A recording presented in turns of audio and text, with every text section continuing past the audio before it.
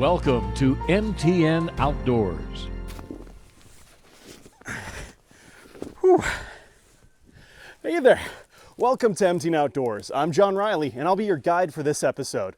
Today, we'll take a look at some world-class skiing, find out more about fishing and the health of the Jefferson River Basin, and we see if all this snow is going to even make a dent in the drought conditions. But first, we headed over to Gallatin Valley, where we see a dramatic horse rescue and get another reason to fear the ground. The McDowells have lived on this property for 20 years. And on Tuesday night, this horse pen looked a lot different when one of their horses fell through the ground and needed to be remarkably rescued. It's really unbelievable that the horse came out of this without any major injuries. Randy McDowell went out to feed his horses Tuesday night when he noticed one was missing. What he saw next was shocking. Stumbled across a hole in the ground that had some steam coming out of it, and by that time it was getting pretty dark, so I went and got a flashlight and I could see the horse in the hole. McDowell called 911 for help getting his horse Ziggy out of this hole that he says was around 15 feet deep. It was a complete shock. I mean, that area, it's in the horse paddock. I drive my tractor across that area all the time and would have never known that there was a hole underground. DC Excavations' Donnie Freeburn finally got the horse out after hours of digging. He basically dug a hole next to the one and then excavated the wall in between and allowed the horse to come out of the hole that he was trapped in. Best Rate Towing's Paul Johnson says emotions ran high as Ziggy was being rescued, and they couldn't have asked for a better outcome. When you're in a life and death situation, whether it's a horse or a person or whatever, it feels really good to have that outcome. McDowell says Ziggy's recovery is underway. He's at the vet right now, but doing okay, I think. In Bozeman, Kristen Merkel, MTN News. The U.S. Fish and Wildlife Service is denying a request from environmental groups to place the wolves in the Northern Rockies on the protected species list. Instead, wolves will remain an endangered species in most of the lower 48. Fish and Wildlife says its analysis shows wolves are not at risk of extinction in the western United States now or for the foreseeable future. The agency is promising a nationwide gray wolf recovery plan by the end of 2025. Well, hello, Scott Breen up at Red Lodge Mountain, where Rocky Mountain College has a reigning national champion on the women's ski slope. She's all the way from Norway and literally shows no signs of slowing down. I wanted to do something different, continue skiing, but also do school at the same time. This is Hilda Sado, and she tells us that combining school and skiing is tough to do in her home country of Norway. Upon arrival here, it didn't take her long to capture the women's national championship in giant slalom. I can't describe the feeling, it was amazing. Rocky ski coach Jerry Wolf has been at it a long time for the Bears. Yeah, I fought with her from some other schools. You know how it goes, recruiting's kind of word of mouth and everything. Rocky's reputation of 11 national team titles between men and women certainly didn't hurt. And considering all the foreign skiers Wolf has signed, never once has he made a recruiting trip overseas. There's no budget. Oh no, we really don't have. We spend all the money traveling here in the States and on the kids. Sado says she started ski racing at age 6, but also played soccer for a while until she got hurt. Then in her mid-teens, she was hooked on skis. I had to move away from home around I was 16, so that was pretty rough, but it was also, I learned a lot. And it shows. Sado picked up slalom and giant slalom wins in Red Lodge over the weekend. Ask her today which excites her more. Oh, I am so in between. Now I ski better giant slalom, so maybe that.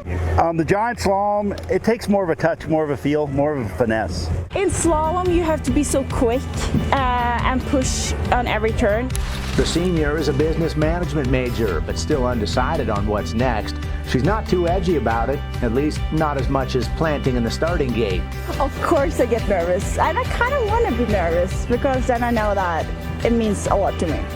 Even national champs still get butterflies. In Red Lodge, Scott Breen, MTN Sports.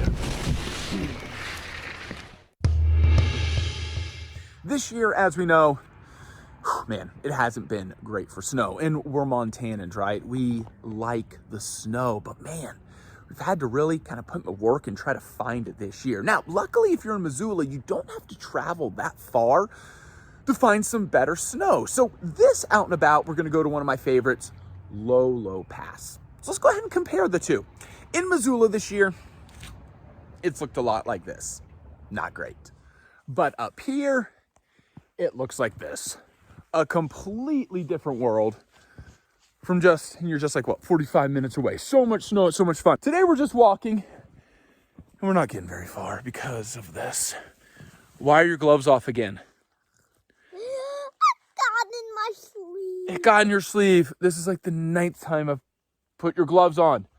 Now, whether you're sledding, snowshoeing, cross-country skiing, or just taking a hike, Lolo Pass is a great place to spend a winter's day, especially this year when snow is just hard to find. Now today, I just thought I'd give you a little sneak peek of what a family outing looks like for us. Now, usually we start out with a goal, an agenda, a focus to seize the day, and put in some good miles. However, it normally ends with us no more than 100 yards from the car, and we have for sure become distracted by something. And today's distraction, a good old-fashioned race. All right, Caroline, Mark, set, go. Mary Lou, go. Keith, go. All right, there we go. Now, hopefully when we're running in deep snow, one of them will fall. Who's gonna win? Ah! Tie, and they're all down. Great way to wear out the kids. So, as always, I had to get in on the action and just show my 14-year-old son, the old man, he's still got it. No cheating! No! Yeah, well, Lewis cheated like 5 times, so he definitely won that. Not cheat. It's called using your weight and your biggerness to your advantage. And your hands to try to push your opponent down. Just an advantage. You ain't trying. He's won. As you can see, I never win with my family, and the game is rigged. I totally won. You all can see that. And next time I'll show them how to properly cross-country ski, or snowshoe, or sled. One of the 3. At Lolo Pass, Louis Storch, MTN News.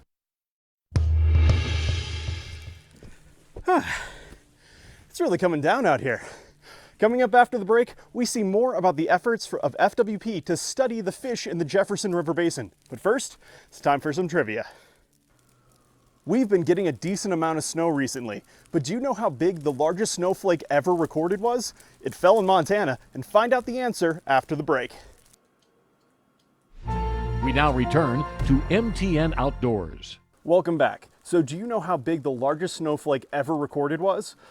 According to the Guinness World Book of Records, the largest snowflake on record fell near Missoula on January 27, 1887. That snowflake measured 15 inches wide and 18 inches thick. The fish in the Jefferson River Basin are in trouble, but nobody really knows why. FWP is conducting a series of studies this year to try to answer that question, as our own Chet Lehman reports. This is the Ruby River. Along with the Beaverhead and Big Hole rivers, they form the Jefferson River, and the fish in that waterway are in trouble. Fish, Wildlife, and Parks beginning a study this summer to try to figure out why. Fish declines and fish health issues that we've been seeing in the Jefferson River Basin, which includes the Big Hole, the Beaverhead, and the Ruby River. And so part of what that conversation led to was setting up some pieces to be able to conduct research this coming year into those declines, those fish health issues, things like that. WP has hired additional staff to begin that research effort, plus is partnering with researchers at Montana State University.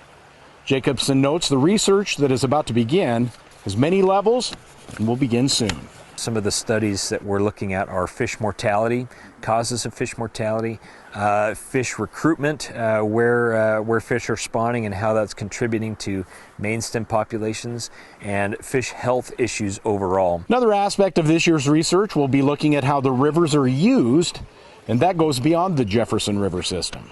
The Madison River also has a component to that where we'll be looking at recreational use on the 4 rivers, so the Beaverhead, the Big Hole, the Ruby, and the Madison rivers. So that's some important research that'll be happening this year. We've now got additional staff to help with that, some students in partnership with Montana State University, and so we'll be getting started here in the next few weeks with that research. Jacobson says the research teams will begin their work in earnest on the rivers as early as March.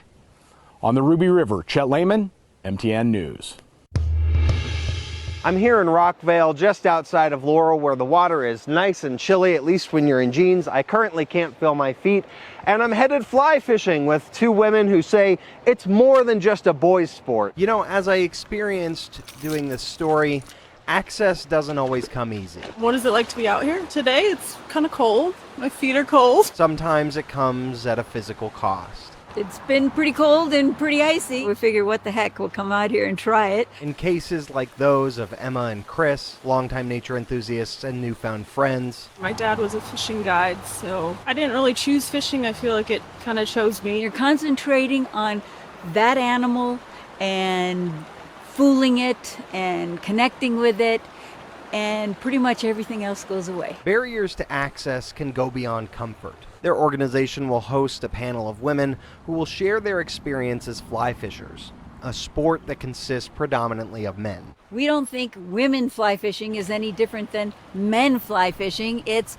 fly fishing. We don't all wear pink, etc. Despite the overarching similarities that men and women share in the sport, Chris says there are some differences they want to address. There have been a lot of changes over my lifetime of fly fishing that have benefited women, but there's a long way to go. They don't make all the equipment for the right size at times and things like that. Overall, however, their organization focuses on the message that fly fishing is for everyone. The truth of the matter is, something like fly fishing is important for anyone. You really don't need a lot of things, just a rod and a reel and a line and a couple bugs. Now remember, accessibility, that's the name of the game. A matter constantly at the top of mind for all fly fishers. The access is really important for anglers and fishermen all over the state. But accessibility isn't just concerned with the outdoor temperature or the right size of equipment. I get it. There's a lot of reasons why people are wary of having the public get access to their property. Nor are we simply talking about being typecast as someone who likes to wear pink. There's an element of people who have property and have more money than the average public person, and you will find people stretching barbed wire across the river and things like that to discourage, and a lot of that is illegal. Their organization is constantly fighting the battle between private and public property rights, representing a belief in the ideal that the great outdoors should be made available to everyone. The great outdoors is free, and you don't have to have money. And if you don't have money, sometimes those are the people that will benefit more from a sport like this. Marcus Kukova, MTN News.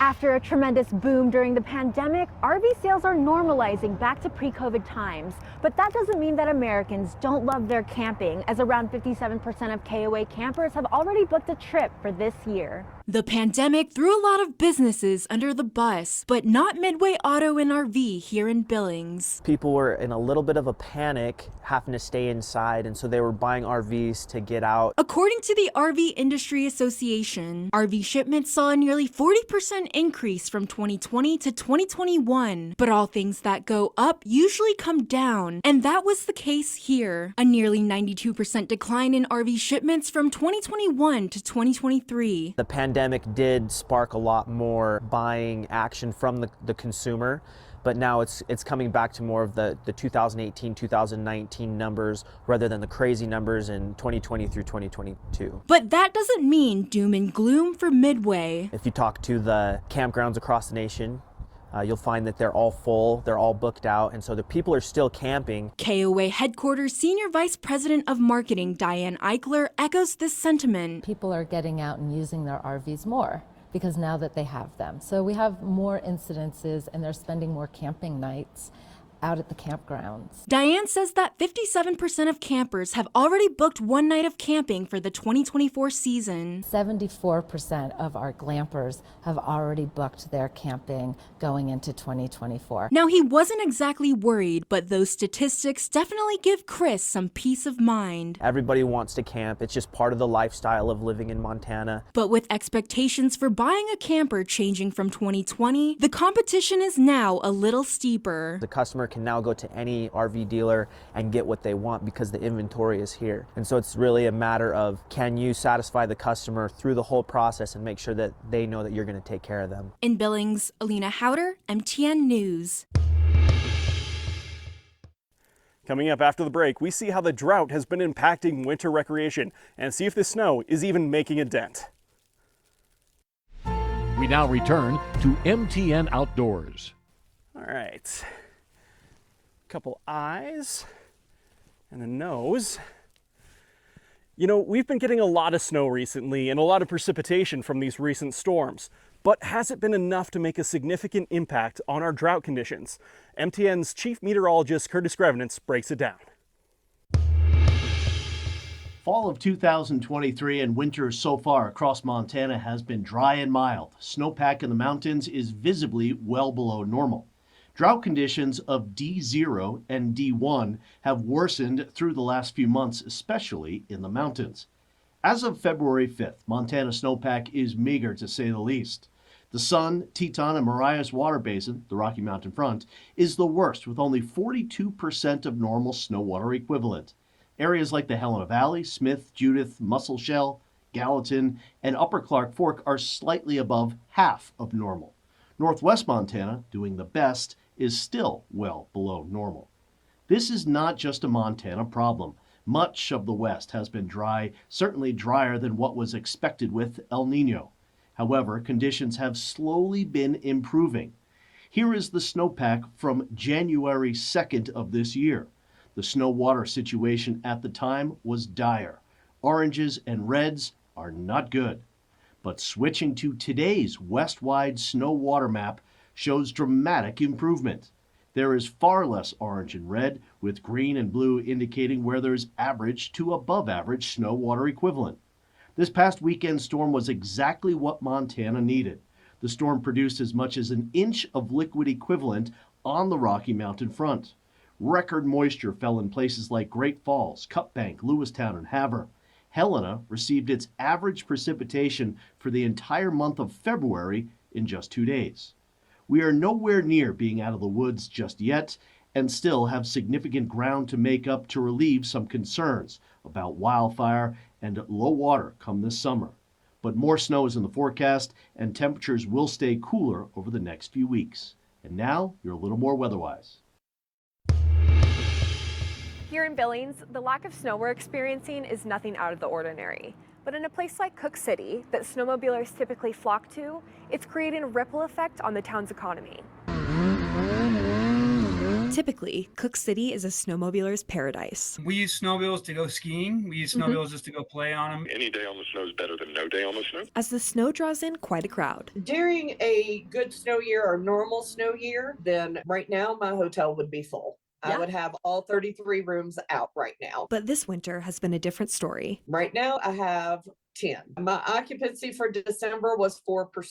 The weather has definitely affected reservations, not just for my hotel, but throughout town as well. A stretch of very warm days impacted the region, with most locations seeing multiple days with highs of at least 60 degrees. We usually average 200 plus inches of snow. And I believe right now on the mountain, last time I checked, we had around 42. Residents have noticed the odd weather trend. My boss, Bob Smith, he owns the Super 8. He has actually been here since the 80s. Yeah. And he said this is the worst winter he has ever experienced. I spoke with a gentleman who's lived here 60 years the other day, and he says in his 60 years he's never seen anything like this. The Alpine Motel currently has 23 vacancies, and General Manager Chad Metter says his reservation book is empty next week too. So people aren't coming and staying, they're not eating in restaurants, they're not buying anything from the convenience stores or gift shops, so it affects the entire community. But for those who are passionate enough, like Ben Zavora, the former owner of Beartooth Powder Guides, there are still ways to get out and put fresh tracks in the snow. Living here and being a guide, like, I know where to find the goods, so I haven't had too many bad days out. There's still a lot of really great things to do and see up here in Cook City. The skiing I hear is really good. While a lot of the park is closed, wildlife is still there. The town is eager to welcome visitors and are hoping their snow dances pay off soon. We're supposed to get snow this weekend. We have more snow than most people in Montana right now, so if you want to get on snow, it's not that bad. People should come check it out. In Cook City, Kelsey Boggs, MTN News. The usual sounds of winter have been replaced by a sound not always associated with this time of year.